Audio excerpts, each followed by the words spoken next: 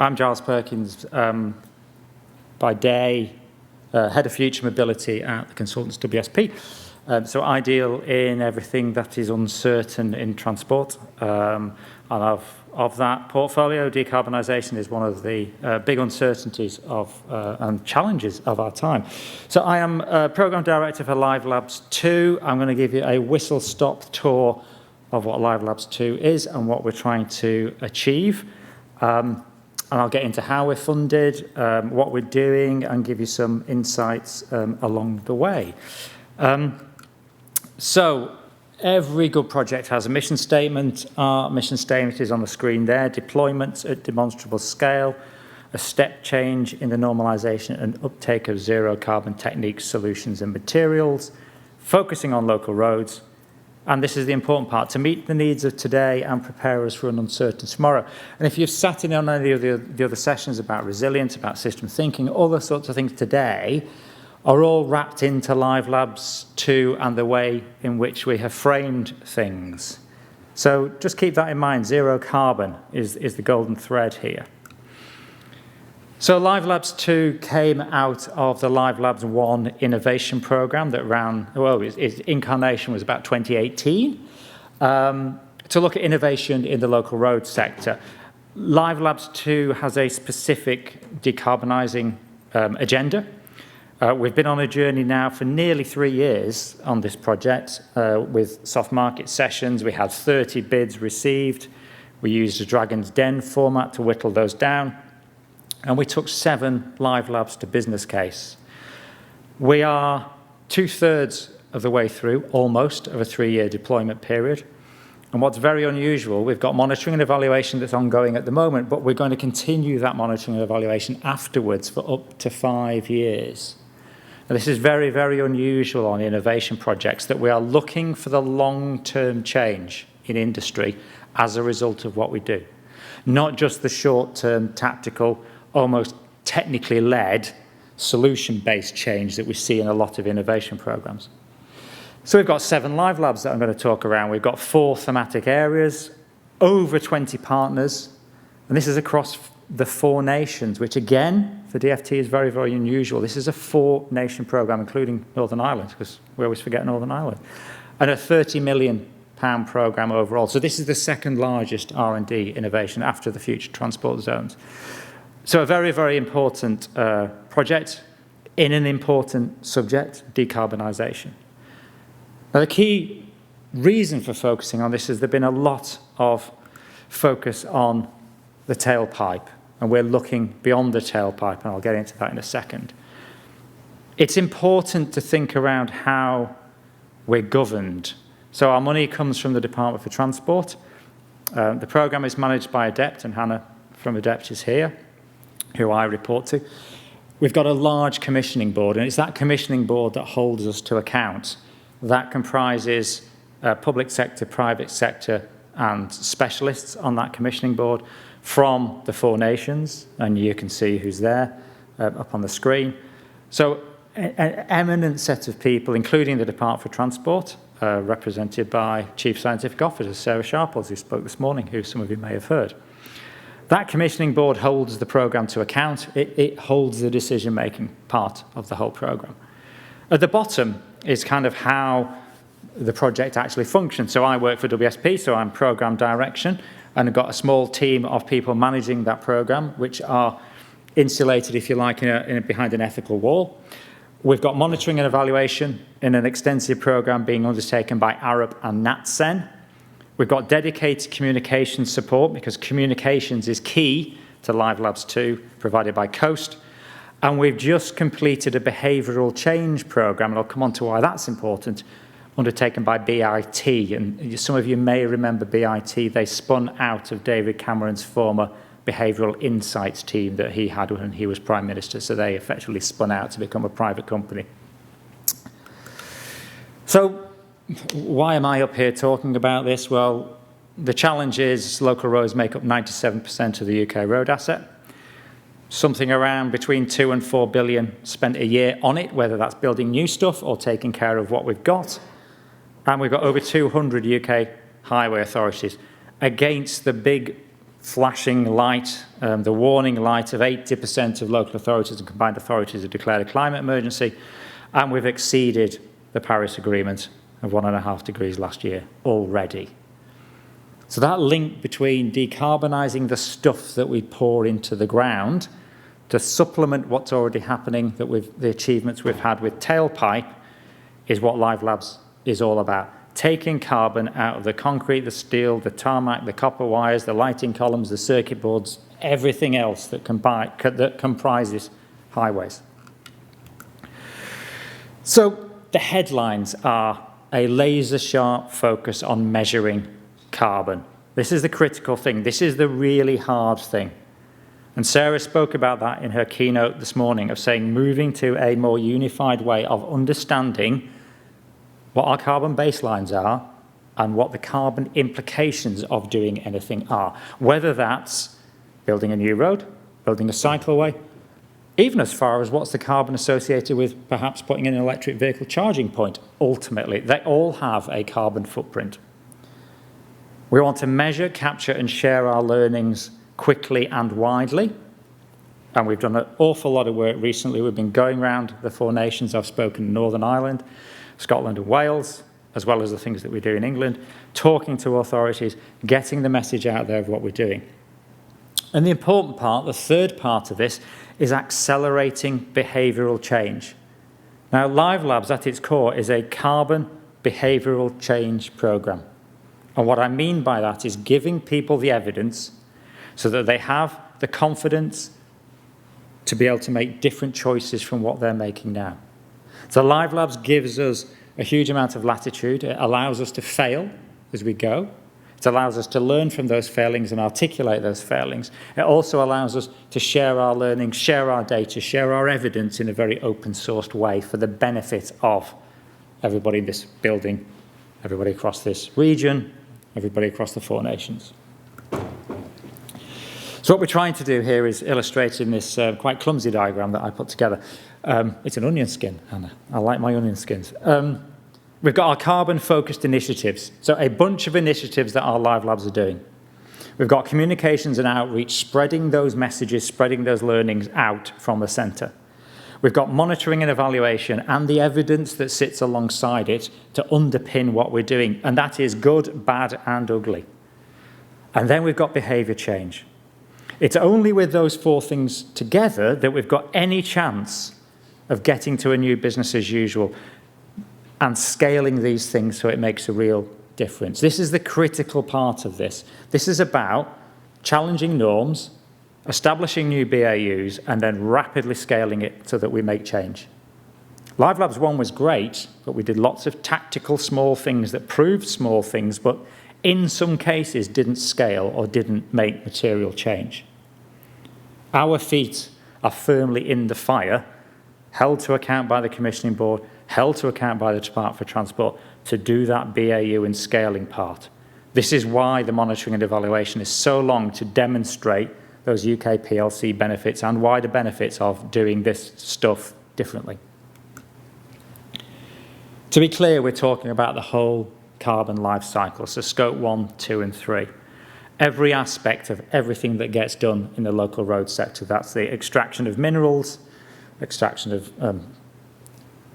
quarrying materials, it's import of materials, it's the construction of modules and components, it's the movement of those across the whole life cycle. So production, construction, operation, end of life, beyond asset life. So it's that circular economy approach. It's the full life cycle, if you like. Now, we're particularly focused on scope 2 and 3, but we are interested in emissions where those emissions are related to operations and maintenance. So all the yellow and grey things, as I call them, that run around, all the JCBs, all the vans, everything else that's associated with building new infrastructure or maintaining infrastructure is in scope.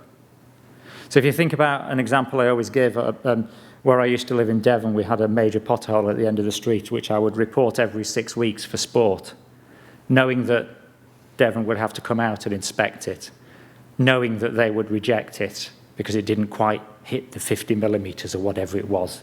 And then I get a letter back saying, oh, it's not ready yet. And then I would report it again and again and again and again to prove the point that they're spending more fuel than it would take to actually repair that pothole. That messaging is now starting to land. We've got evidence coming through that actually one of the biggest wasted resources is people going out inspecting things, which is completely crackers. So we're spending more carbon on inspecting than actually doing. Underpinning Live Labs is theory of change. Every single one of our Live Labs has developed a theory of change. We've got a unified theory of change that sits across the whole of the program. Now, this is really important. I don't expect you to see the detail on this, but we've got background, macro challenges, local challenges, inputs, ways of working, outputs, outcomes, all laid out. And the behavior change part of this. So we can track through why we are doing something and something that we expect to happen. We hold all our Live Labs to account on these theories of change, and we update these theories of change all the way through the program. Now, theories of change have been used in lots of DFT programs, but we're using it as an underpinning function for everything that we're doing. We're also adopting system thinking, and going back to, if you listen to Sarah's whole presentation on system thinking, this is critical in terms of looking at all the linkages, all the interdependencies within the system, all the actors, all the externalities, how these things interact and fit. So this is the UK government's net zero strategy system map. It's quite congested, it's quite complex, there's a lot of things going on in here, cost and choice, investment and manufacturing, public confidence. All these things wrap into the way in which we framed Live Labs 2 from day one, of taking a system thinking approach. So just to kind of give you some of the detail, we've got 4 nations, 4 interconnected themes. We've got Green Carbon Laboratories, which is South Gloucestershire and West Sussex. We've got Corridors and Places, which is the Wessex Live Lab of Cornwall, Somerset and Hampshire, together with Liverpool City Council, who are represented here today, and Devon County Council. We've then got Transport for West Midlands and North Lanarkshire with their Centre of Excellence, and we've got East Riding Future Lighting Test Bed also represented at the back. Well done, John. I knew you wouldn't be able to keep quiet. And those things all interact, and what's really exciting is, compared to Live Labs 1, which did get to the Live Labs interacting by the end of the programme, almost from day one on Live Labs 2, there was interaction and sharing going on, which is great. It's not as good as it could be, because it could always improve, but there's those arrows in the middle show that there's lots of overlaps and the Live Labs are feeding into each other. It's important to think about what those actually cover. So if you imagine the 3D highway space, it's almost covering everything in 3 dimensions. It's fence to fence, it's the whole vertical alignment, it's wearing courses and drainage and curbs, and almost everything is in scope that's been looked at in some way. And this is really important from a carbon point of view, and again, DFT touched on this morning, of how we measure and consider carbon in all its aspects when we're updating or putting new infrastructure in. So I'll quickly run through some of these just to give you a flavour. Wessex is taking a donut economics approach to 12 corridors across the southwest region, and that's A, B and C roads. So A roads crossing between Somerset and Devon, all the way down to C roads way beyond Penzance on the peninsula. So these are roads with grass up the middle, literally, some of the most forgotten bits of highway. Those 12 corridors are a pretty good representation of most of what you could see in the 4 nations. What they're doing is applying donut economics and circular thinking, circular economics thinking to the whole of how you renew highway corridors. So this is thinking about all the materials, this is thinking about how you budget carbon, how you get the skills necessary to take a different approach. Carbon budgeting is part of this that gets really, really interesting when you're thinking around what is the carbon budget rather than just the financial budget associated with doing things in certain ways. We've got Liverpool. Liverpool's taking a more place-led approach. So this is the system and how it serves places. So this is community-based centres, community-based corridors down to the sort of residential road level. Again, looking at different materials and applications, but at a city level, which is fascinating because it's then applicable to cities elsewhere. So Liverpool's interesting in that it's the only one that's actually got legal advisors in it to advise on what the procurement changes might need to be of how you incorporate some of these things. So again, it's that systems thinking piece, thinking about who the actors are so we don't get blockages in things like legal and procurement and that sort of thing. We've then got Devon, the A382 carbon negative road project. So this is the A382 that runs from the Trago Mills Junction, where there's a shopping centre, across to Newton Abbot, a key piece of infrastructure where I live, down in that part of the world. It's a road upgrade scheme. It's an ECI scheme, early contractor involvement. And what they're trying to do there is use the Live Labs money to use carbon reducing techniques and innovations and solutions to get that so it is carbon negative overall. So challenging design, taking bridges out, putting at-grade crossings in, reducing the width of the roadway. They've already moved all of the trees and the shrubs that would have otherwise been bulldozed and put them into a nursery so they can be replanted to save the carbon on them, using hydrogen machinery, etc., etc., using local timber that's been cut down for the very things that will form the infrastructure. So it's a completely different approach of how you would undertake a new road scheme. What's interesting on this one is that the baseline is effectively that ECI road scheme that's been knocking around for a good few years. So you can absolutely measure the difference between what the scheme was going to be originally and what the scheme ends up being at outcome. North Lanarkshire and the next one, Transport for West Midlands, are working together with a centre of excellence, looking at what materials get used to deliver the biggest bang for the buck for carbon.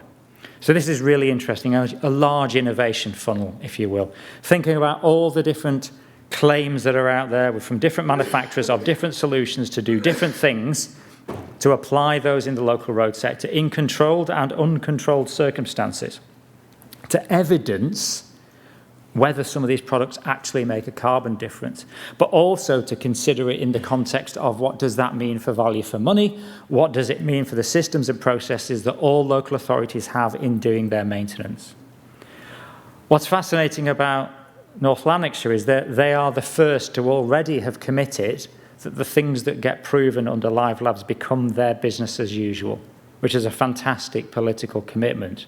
That they're saying that once they have the evidence that comes out of Live Labs, that becomes their BAU. Transport for West Midlands, as the second part of it, is working in concert with North Lanarkshire. They're building that system. They'll be building the website where all this sort of stuff will be publicly available.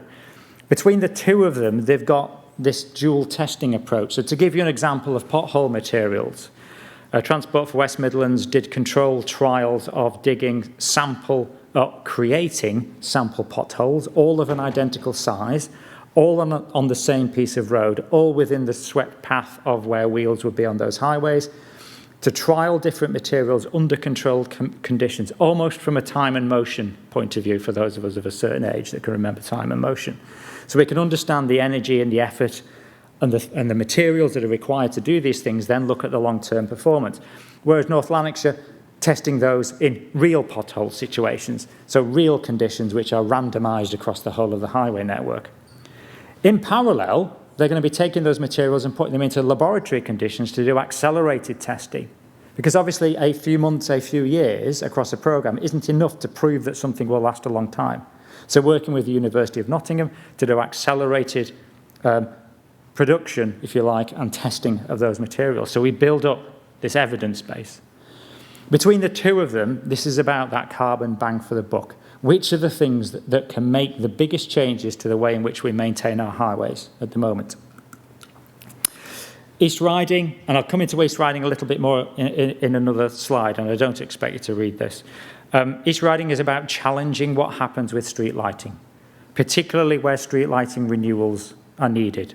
So thinking about why is street lighting used? Where should it be used? What benefits does it deliver to road users and non-road users?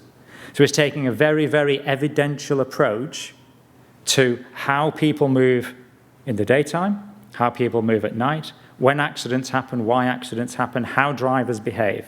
So there's some really clever stuff being done with AI and cameras to observe vehicle behaviour in the dead of night when street lighting's turned off, to then give us evidence as to where street lighting infrastructure should be put in and how it should be put in, all through a carbon lens.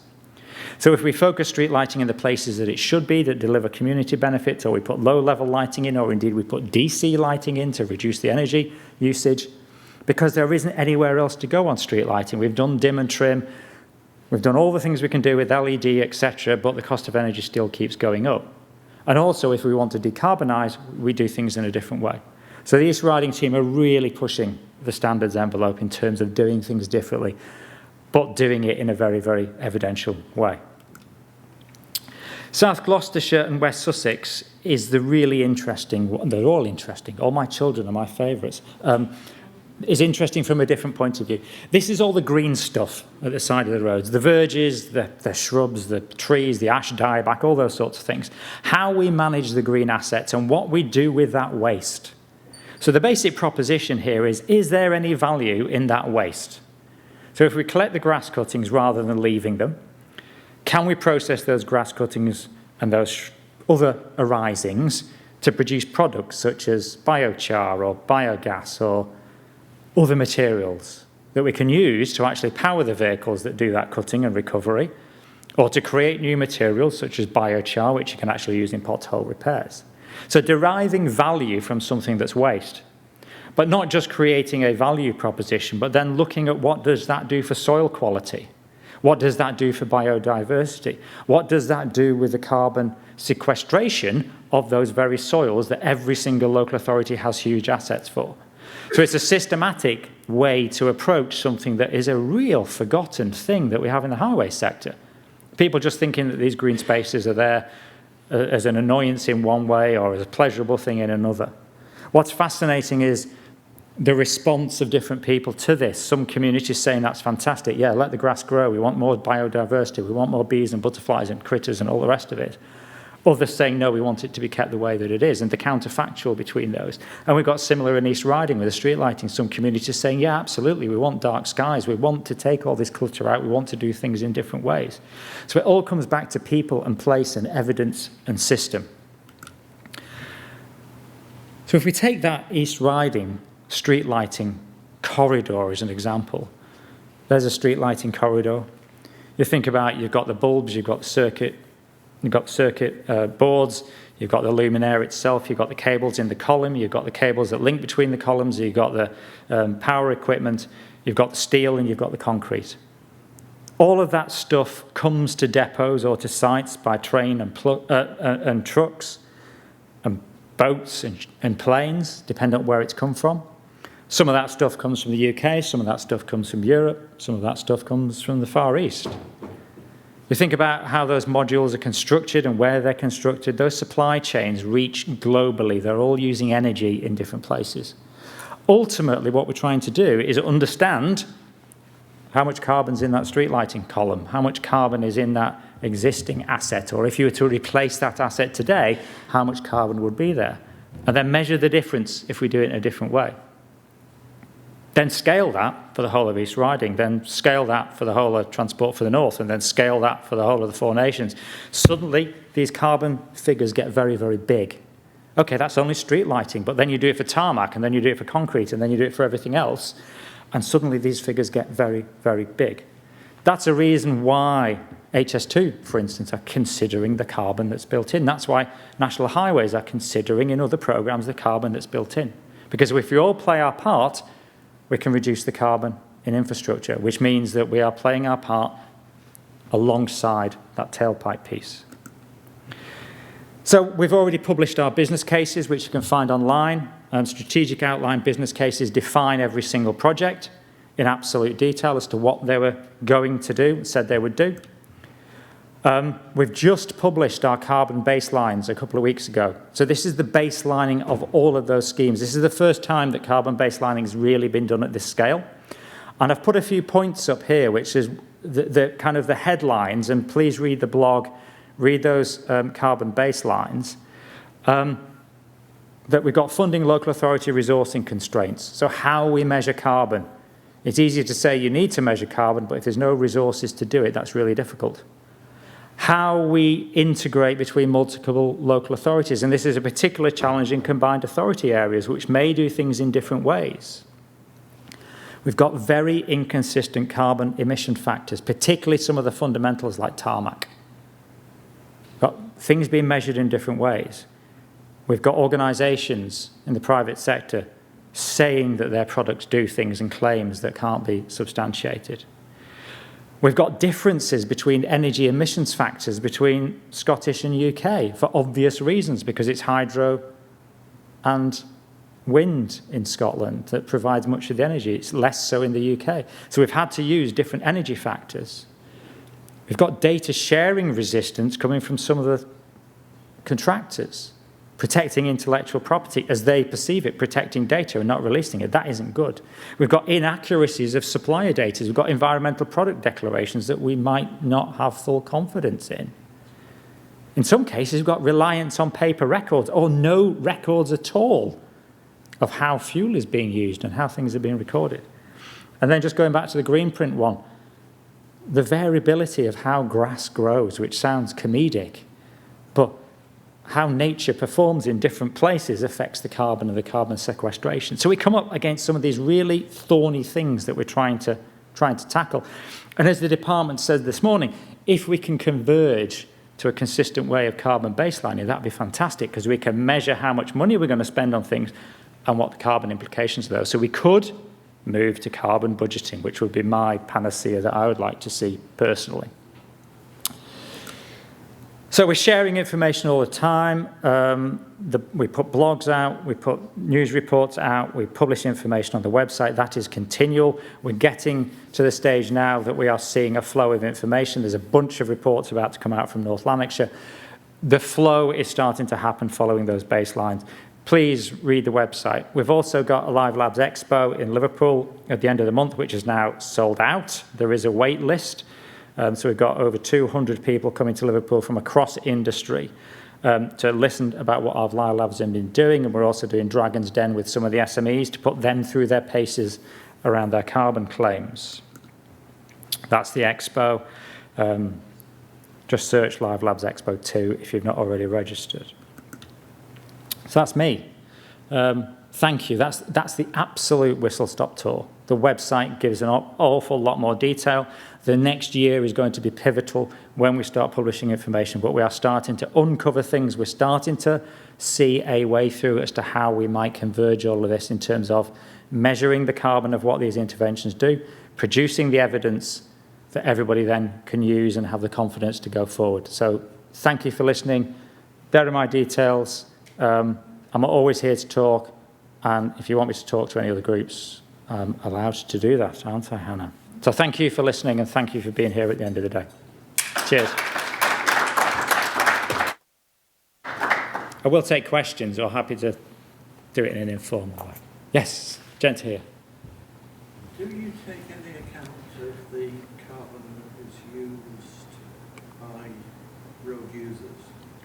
You know, for example, if you've got badly maintained roads, then there is a cost that's passed on by the local user. Not explicitly in the programme, but there is an interesting case in Devon which has been looked at, which is if you need to upgrade that piece of highway, is it better from a carbon point of view to perhaps, and I'll underline perhaps here, to perhaps shut that road and know that there might be longer trips, but condense the amount of disruption and carbon used for those trips, rather than prolong it and have people stood in traffic. We've specifically ruled out user effects of carbon in Live Labs 2 because it's been looked at in so many other things, so we didn't want to repeat that innovation funding. Emissions are looked at, yes, for all the vehicles associated with it, and yes, where it impacts how construction or maintenance would be done, but not in the roads are poor sort of argument, because that isn't in scope that was agreed with the department, but take the point. Lady at the back. No, thank you for that. Just me, because I get derivation and stuff, but is there a mechanism as you're learning things as you're going through it? You know, some things will be obvious before others, that you're sharing that, or it can go out there so either local authorities can use or avoid, or, you know, we don't have to wait to the end, really, do we? So that drip feeding is starting to happen with those baselines. There's a grid of reports that's now being developed, so we will have foresight of what's going to come. So, for instance, I signed off yesterday some North Lanarkshire reports that are coming shortly on the innovation funnel and some of those other things. I think the challenge, and we know this Hannah and I know this, the challenge is us putting stuff on the website and saying we've done a great job and it's on the website, but everybody being busy, but then we don't want to drown people with emails because everyone's got enough emails. So there's a bit of a weird dichotomy in signposting and then getting people to understand, which is why we're doing an awful lot more of regional stuff now, speaking to different groups and making that offer and saying, look, if you want to speak to a regional group, or as I've done in Wales or I've done in Northern Ireland, or just keeping that drip feed and signposting people, it's imperfect at the moment. If someone did have a genius idea on that, it'd be great. Any other questions? No. Thank you for coming. Thank you for being here. Thank you for listening.